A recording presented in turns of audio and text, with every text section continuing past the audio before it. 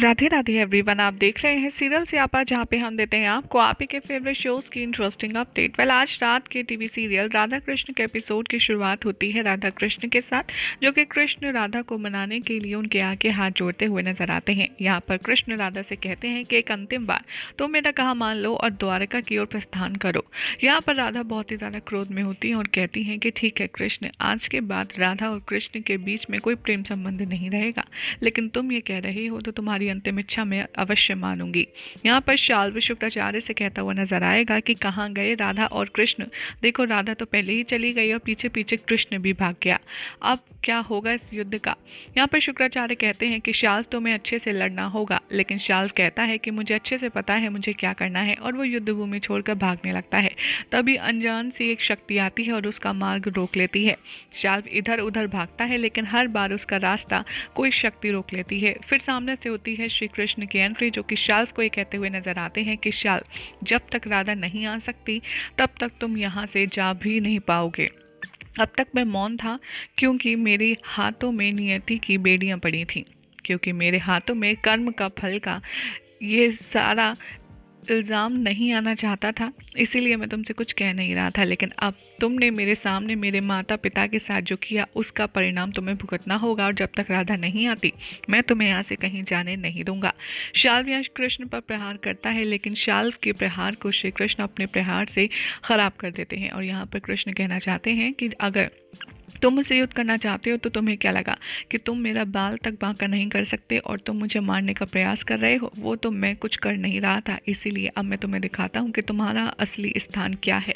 और श्री कृष्ण यहाँ शाल्व को इतनी मार लगाते हैं कि वो ज़मीन पर पड़ा सिर्फ देखता रहता है और अपने सैनिकों से बंदी बनवा लेते हैं। इधर शाल्व की सारी सेना को श्री कृष्ण की सेना बंदी बना लेती है, और यहाँ पर कृष्ण के सामने शुक्राचार्य चिल्लाता हुआ नजर आता है।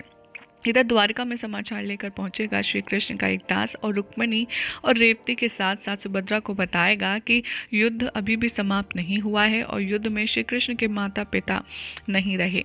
ये सुनकर रुक्मिणी काफ़ी ज़्यादा उदास होती हैं, रोना शुरू कर देती हैं और कहती हैं कि श्री कृष्ण राधा के प्यार में इतने अंधे हो गए कि उन्होंने अपने माता पिता की रक्षा के लिए भी शस्त्र नहीं उठाए, उन्होंने युद्ध किया ही नहीं। ये कैसे संभव है।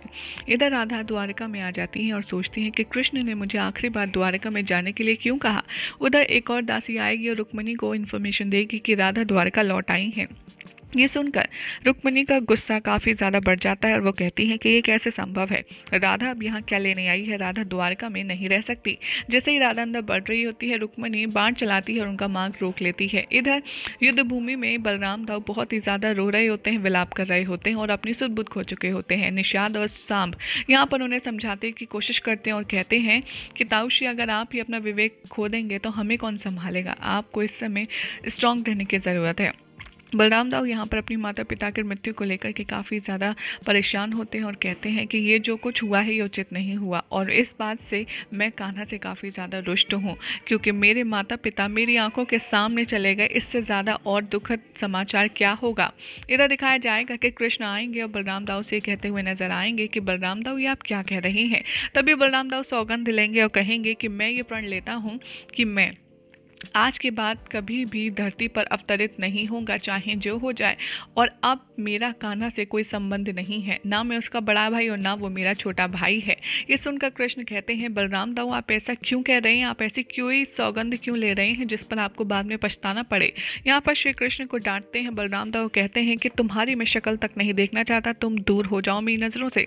राधा तो सिर्फ द्वारका छोड़कर गई है, लेकिन मैं ये धरती, मैं ये अपना सब कुछ छोड़ जाऊंगा और तुम्हारे साथ कोई भी मैं रिश्ता नहीं रखना चाहता। ये कहकर के बलराम दाऊ श्री कृष्ण को छोड़कर चले जाते हैं और श्री कृष्ण उन्हें देखते रह जाते हैं और कहते हैं, बलराम दाऊ आप ऐसा मत कीजिए। और श्री कृष्ण भी रोते हैं और इधर बलराम दाऊ भी बहुत ज़्यादा रोते नजर आते हैं। श्री कृष्ण और बलराम दाऊ का ये झगड़ा देखकर माँ पार्वती कहती हैं कि श्री कृष्ण के ऊपर कितना ज़्यादा दुखों का पहाड़ टूट रहा है, वो आखिर इतने ज़्यादा सहनशीलता कैसे बढ़ते हुए हैं। महादेव कहते हैं कि मैं बस इतना जानता हूँ देवी गौरी, मेरे आराध्य कुछ भी बिना कारण वश नहीं करते। अगर उन्होंने ये सब कुछ किया है तो उसके पीछे ज़रूर कोई कारण होगा, और ऐसा कारण जिसे जानने के बाद यकीनन राधा और हमारे बलराम दाऊ को बहुत ही ज़्यादा दुख होगा, क्योंकि यही दो हैं जो श्री कृष्ण से अंततः प्रेम करते हैं और इन दोनों ही आज श्री कृष्ण का साथ छोड़ दिया। लेकिन मैं बस इतना जानता हूँ कि जब सबको सत्य का बोध होगा तब यही सबके सामने आएगा कि अगर किसी ने कुछ सहा है सबसे ज़्यादा तो वो मेरे आराध्य श्री कृष्ण ही है। यहाँ पर द्वारका में रुक्मिणी राधा के बीच में बातचीत चल रही होती है, जहाँ पर रुक्मिणी कहती है ये द्वारका मेरी है, मैं श्री कृष्ण की अर्धांगिनी हूँ, इस नाते से ये द्वारका पर मेरा भी हक हुआ। मैं भी सुनिश्चित कर सकती हूँ कौन द्वारका में रुकेगा कौन नहीं, और मैं नहीं चाहती कि तुम इस द्वारका में रुको।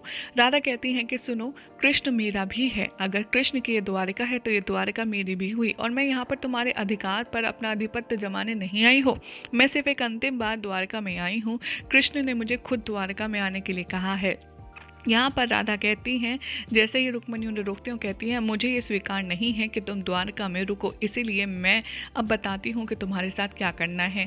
और यहाँ पर रुक्मिणी राधा के ऊपर अपना बाण अनुसंधान करती हैं और जैसे ही चलाने वाली होती हैं, राधा कहती हैं चलाओ बाण, यदि श्री कृष्ण ने मुझे यहाँ भेजा है और कृष्ण का प्रेम मेरे साथ है तो ये बाण मुझ तक पहुँच ही नहीं पाएगा। और होता भी यही है, जैसे ही राधा के पास बाण पहुँचता है उससे पहले ही गायब हो जाता है। सभी लोग बहुत ज़्यादा हैरान होते हैं। जैसे ही राधा पीछे पलटती हैं वो देखती हैं कि माता देव की पति के साथ द्वारका के द्वार पर खड़ी होती हैं, जिसे देखकर राधा शौक में आ जाती हैं और सुभद्रा, रेवती सभी लोग देखते रह जाते हैं। और माँ पार्वती भी ये देखकर काफ़ी ज़्यादा शौक में आ जाती हैं, क्योंकि सबके सामने युद्ध भूमि में इन दोनों की मौत हो गई थी। राधा कहती हैं कि आप लोग जीवित हैं, लेकिन ये कैसे संभव है, कहीं ये शुक्राचार्य का कोई छल, कोई माया तो नहीं। यहाँ पर माँ देव की कहती हैं ये क्या कर रही हो, तुम दोनों ही कृष्ण का दायां बायां हाथ हो, तुम दोनों आपस में कैसे लड़ सकती हो। यहाँ पर राधा अपना कंक्लूजन बताती हैं और कहती हैं कि लेकिन मैंने अपनी आंखों के सामने आप लोगों को प्राण त्यागते हुए देखा था, ये कैसे संभव है, वो माया थी या फिर ये माया है। श्री कृष्ण की लीला को अद्भुत बताते हुए यहाँ पर महादेव कहते हैं, देखो गौरी, मैंने कहा था ना कि श्री कृष्ण कुछ करते हैं तो कुछ सोचे समझे कारणवश ही करते हैं। यहाँ पर राधा हाथ जोड़कर दोनों के चरणों में बैठती हैं और कहती हैं कि माता पिताश्री, आप लोग मेरे सर पर हाथ रखकर मुझे आशीर्वाद देकर मुझे सत्य का बोध कराइए कि जो मैं देख रही हूँ वो कोई छल नहीं बल्कि सत्य है और आप लोग जीवित हैं। और ये दोनों ऐसा ही करते हैं और राधा सीधे फ्लैशबैक में पहुंच जाती है, जहाँ पर ब्रह्मांड में श्री कृष्ण और राधा की बातचीत हो रही थी। वहाँ पर श्री कृष्ण समझ जाते हैं कि राधा को सत्य का बोध हो चुका है और राधा हाथ जोड़कर श्री कृष्ण से क्षमा मांगती है और कहती हैं कि मैंने तुम पर यकीन नहीं किया, मुझे क्षमा कर दो, मैंने तुम्हें क्या कुछ नहीं कहा, सबसे ज़्यादा ज़रूरत के समय में मैंने तुम्हारा साथ छोड़ दिया, मुझे क्षमा कर दो कृष्ण। और यहाँ पर श्री कृष्ण बताते हैं कि कैसे राधा ने जब माँ देवकी को देखा था तभी छल का आरंभ हो चुका था। दरअसल जो शाल्व ने शस्त्र फेंका था, छलास्त्र, उसका असर सिर्फ राधा पर नहीं बल्कि बलराम, दाऊ, निषाद और साम पर भी हुआ, इसलिए उन्हें वही सब दिखा जो वो श्री कृष्ण और छल दिखाना चाहते थे। राधा कहती हैं कि लेकिन मैंने तुम्हारे साथ बहुत ही बुरा व्यवहार किया, मुझे क्षमा कर दो। और अंततः राधा कृष्ण के गले लग जाती हैं और दोनों के बीच में मनमुटाव समाप्त हो जाते हैं। यही हो जाएगा रात के एपिसोड का एंड, जिसके बाद कल क्या होगा आपको बताएंगे नेक्स्ट रिपोर्ट में। ऐसी मजेदार अपडेट्स के लिए चैनल को सब्सक्राइब करें और वीडियो को लाइक शेयर करना ना भूलें।